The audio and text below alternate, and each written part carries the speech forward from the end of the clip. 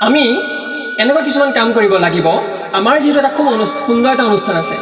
প্ৰত্যেকজন মানুহে আমি মিলা প্ৰীতিৰে লগ পাবৰ কাৰণে এটা বিশেষ দিন আমি আৰু পাইছো চোতাল সভা হিচাপে ঠিক আছে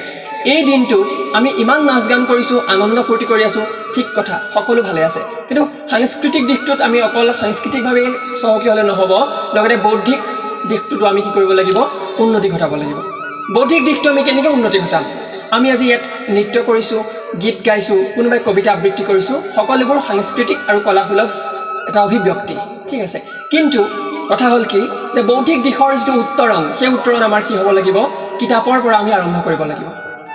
এটা আমি কিতাপ পঢ়াৰ আন্দোলন জন্ম দিব লাগিব আৰু সেই কিতাপ পঢ়াৰ আন্দোলনটো কেনেকৈ জন্ম দিব লাগিব আমি সাধাৰণতে সৰুতে কি কৰিছিলোঁ যেতিয়া কাৰোবাৰ ঘৰৰ ড্ৰয়াৰত আলমাৰীত কিতাপ বহু সংখ্যক কিতাপ আছিল তাৰ মাজৰ পৰা ভাল লগা কিতাপ এখন খুজি আনিছিলোঁ আৰু নামবোৰ ক'ত শুনিছিলোঁ হয়তো দেউতাহঁতৰ মুখত শুনিছিলোঁ দাদাহঁতৰ মুখত শুনিছিলোঁ চুই চাবলৈ ভয় হৈছিল কাৰণ কেলে এটা সময়ত কি হৈছিল বাহিৰা কিতাপ নপঢ়িবি বুলি আমাক মানা কৰা হৈছিল আৰু যেতিয়া ক্লাছ 10 পাছ কৰিছিলোঁ তেতিয়া আৰু মোক কোনে পায় কাৰণ মই আছিলোঁ কিতাপ পঢ়ি খুব ভাল পোৱা এটা সৰু ল'ৰা আছিলোঁ কিন্তু ঘৰত সামৰ্থ্য নাছিলে যে মোক কিতাপ কিনি দিব কাৰোবাৰ পৰা এৰেহা কিতাপবোৰ গোটাই আনিছিলোঁ পঢ়িবৰ কাৰণে আৰু সেই কিতাপবোৰ পঢ়ি পেলাই কি হৈছিল তাৰ মাজত থকা প্ৰত্যেকটো চৰিত্ৰৰ মাজত সোমাই গৈছিলোঁ ক'ৰবাত যেন ময়ো দৌৰি ফুৰিছিলোঁ সেই চৰিত্ৰবোৰৰ মাজত মৌচাক লুকুৱাই লুকুৱাই পঢ়িছিলোঁ মৌচাক আলোচনী যিখন শান্তনু তামলী মামাই এতিয়াও সম্পাদনা কৰি আছে সেই আলোচনীখন আমি খুব লুকাই লুকাই পঢ়িছিলোঁ দাদা বাইদেৱে বিস্ময় পঢ়িছিল লুকাই লুকাই আমিও চুৰ কৰি বিস্ময় পাতত চকু ফুৰাইছিলোঁ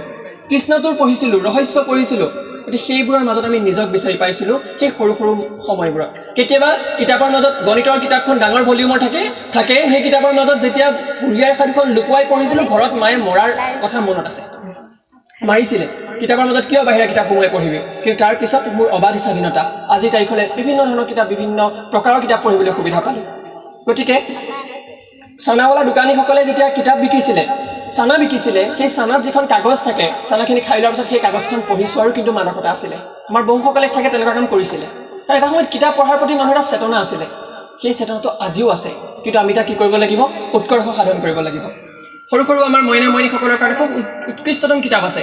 সেইবোৰ আমি পঢ়িবলৈ তেওঁলোকক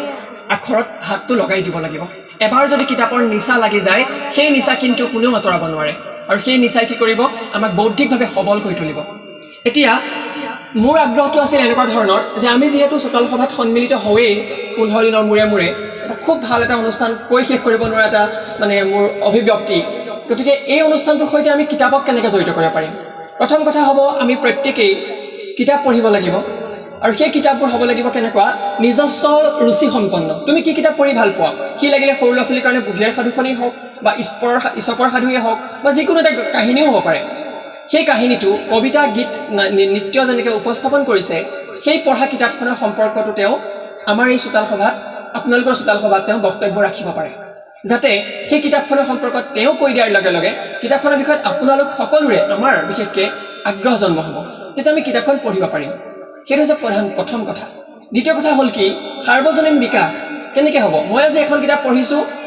মই আজি বহুত কিতাপ পঢ়িছোঁ বুলি কৈ থাকিলে নহ'ব সেই কিতাপখিনিৰ পৰা মই বেলেগক কি দিব পাৰিছোঁ সেইখিনি আটাইতকৈ ডাঙৰ কথা কাৰণ কিতাপ হৈছে এনেকুৱা এটা সম্পত্তি যিটো সম্পত্তি টকা পইচা সকলোতকৈ উচ্চ স্তৰৰ বুলি মই ভাবোঁ কিয়নো কিতাপৰ জ্ঞানখিনি আমি কেৱল ড্ৰয়াৰত সজাই থ'বলৈ নহয় সেইখিনি আমি লৈ বিলাই দিব লাগিব আৰু সেই বিলোৱাৰ কামটো আমি সকলোৱে কৰিব লাগিব আমাৰ প্ৰত্যেকৰে ঘৰত নিশ্চয়কৈ এখন বা দুখন হ'লেও কিতাপ আছে যদিহে আপোনাৰ আমাৰ কাৰোবাৰ ঘৰত যদি কিতাপ নাই সেইটো কিন্তু বৰ অষ্টম দৰিদ্ৰতকৈও দুখ লগা কথা কাৰণ কেলে কিতাপৰ মাজতে মূল কথাবোৰ লুকাই থাকে সি লাগিলে পঢ়াশলীয়া কিতাপেই হওক বা সি অন্যান্য বিষয়ৰ কিতাপেই নহওক কিয় এতিয়া কথা হ'ল আমি গাঁৱৰ প্ৰত্যেক ঘৰ মানুহৰ পৰা সেই পুৰণি বা কিবা থাকি যোৱা আগৰ পুৰণি দিনত পঢ়া বিস্ময় হওক কৃষ্ণটোৰ হওক ৰহস্যধৰ্মী উপন্যাসবোৰ হওক ৰঞ্জু হাজৰিকাৰ বিভিন্ন কাহিনী হওক সেইবোৰ আমি কি কৰিব লাগিব পুৰণি হৈ যোৱা কিতাপবোৰক আমি সংৰক্ষণ কৰিব লাগিব আৰু সংৰক্ষণ কৰি আমাৰ এই চোতাল সভাৰ উদ্দেশ্যে আপোনালোকে দিব লাগিব আৰু দি কি কৰিব লাগিব সেই কিতাপখিনি আপোনালোকে নিজৰ নাম লিখিয়ে দিয়ক বাৰু এটা বুক বেংক আপোনালোকে কৰিব পাৰে পুথিভঁৰাল নিচিনাই কৰিব পাৰে আপোনালোকৰ মাজত সকলোৱে ঘৰত কিতাপবোৰ গৈ পঢ়াটো কেতিয়াও সম্ভৱ নহয় আৰু তাৰ এজন স্বত্বাধিকাৰী আপোনালোকে নিয়োগ কৰি দিয়ক পৰিচালক হিচাপে আৰু সেই পৰিচালকজনে সকলোকে কিতাপবোৰ সংগ্ৰহ কৰি আনি যি পঢ়িবলৈ বিচাৰে তেওঁ ইছ্যু কৰি দি দিব পাৰে আৰু পঢ়াৰ পাছত সেই কিতাপখন সম্পৰ্কত আমাৰ ইয়াত আলোচনা কৰিব পাৰে গতিকে এই ধৰণৰ কথাখিনিকে আচলতে মই ক'বলৈ বিচাৰিছিলোঁ আৰু তাৰ কাৰণে আপোনালোকৰ লগত যদি কিবা অসুবিধাও হয় কিতাপ সংগ্ৰহৰ ক্ষেত্ৰত বা কিতাপ চয়ন কৰাৰ ক্ষেত্ৰত তেতিয়াহ'লে মোক নিশ্চয়কৈ আপোনালোকে যোগাযোগ কৰিব পাৰে মই যিমান দিনলৈকে টিংখাঙত আছোঁ মোৰ লগত যিমানখিনি কিতাপ আছে মই গোটেই কিতাপখিনি আপোনালোকক পঢ়িবৰ কাৰণে মই থকা সময়ছোৱালৈকে আপোনালোকক মই দিব বিচাৰিছোঁ মোৰ লগত বহুখিনি কিতাপ আছে মোৰ লগত কোনোবাই আনি পঢ়িব পাৰে আপোনালোকে তাত কোনো ধৰণৰ বাধ্যবাধকতাও নাই আনিবও পাৰে নানিব পাৰে কিন্তু মই আশা কৰিছোঁ আনিব আৰু আনি পেলাই সেইখিনি সুন্দৰকৈ পঢ়ক আপোনালোকে আৰু পঢ়ি সেইখিনি কি কৰিব লাগে বিলাই দিব লাগে সকলোৰে মাজত জ্ঞানখিনি বিলাব লাগে আলোচনা কৰিব লাগে যে বাস্তৱ বৰা ছাৰৰ পৰা আমুক কিতাপখন আনিছিলোঁ এই কিতাপখন পঢ়ি মই এই বিষয়বস্তুটো পালোঁ তেতিয়া আমাৰ কি হ'ব জানেনে কাহিনী কথক যেতিয়া হয় যেতিয়া আপুনি কাহিনীটো কৈ যায় কাৰোবাৰ আগত তেতিয়া শুনোতাজনতকৈও যি বুজাই যায় তেওঁৰ যিটো বোধসম্পন্ন শক্তি সেইটো বৃদ্ধি হৈ যায় আমাৰ সৰু সৰু ল'ৰা ছোৱালীখিনিৰ কাৰণে মই এটা টিপছ দিছোঁ তোমালোকে যেতিয়া নিজে পঢ়িছোঁ বুলি কেতিয়াও নপঢ়িবা আনক পঢ়ুৱাই আছোঁ বুলি পঢ়িবা আৰু আনক যেতিয়া বুজাবলৈ যোৱা তেতিয়া তোমাৰ দায়িত্বটো সদায় ওপৰত উঠি যায় আৰু তেতিয়া কি হ'ব বুজাবলৈ বিচৰা